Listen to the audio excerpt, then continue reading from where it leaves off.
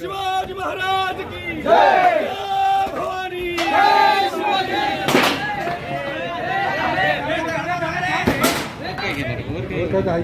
वर पण काहीतरी त्यांनी तोड केली।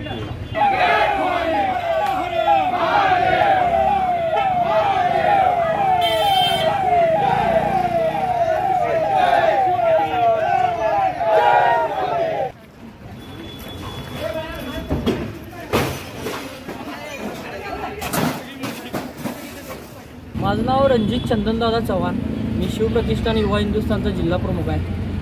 गेले 2 वर्ष झालं आपण हे जे असली चाळे चालतात कॅफेमध्ये त्याविरोधात IG साहेब, परत SP साहेब, त्याच्या आधी आपण गृहमंत्री, मुख्यमंत्री सगळ्यांना निवेदन दिलेले आहेत। पण तरीसुद्धा आत्ता आपल्या सांगलीत ते असे असलील चाळे चालू असणारे म्हणजे मिनी लॉजेस असणारे हे कॅफे चालू आहेत। आणि याचा बळी काल एक तासगावची मुलगी आणि मुलगा, त्या मुलीचा बळी झालाय। म्हणजे काल त्या मुलीवर बलात्कार झालाय 15 तारखेला, म्हणजे परवा दिवशी।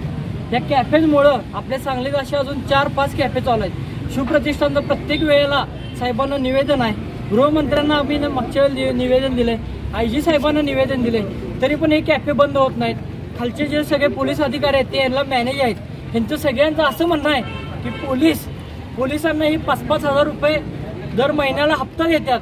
मग हे पोलिसांच्या मुळे झालंय का? यांच्यामुळे यांचे जी काय यांना भीती पाहिजे होती, जे असलेली चाळे हे करतात, ती भीती यांची मोडलेली आहे। आणि प्रत्येक वेळेला आम्ही निवेदन देऊन सुद्धा आज काय केलं नेमकं तुम्ही? त्यामुळं आपण हे आज सगळे कॅफे फोडले आणि इथून पुढं जर असे काही कॅफे चांगले चालू असतील तर सगळे फोडणार आणि कॅफे मालकांना सुद्धा फोडणार।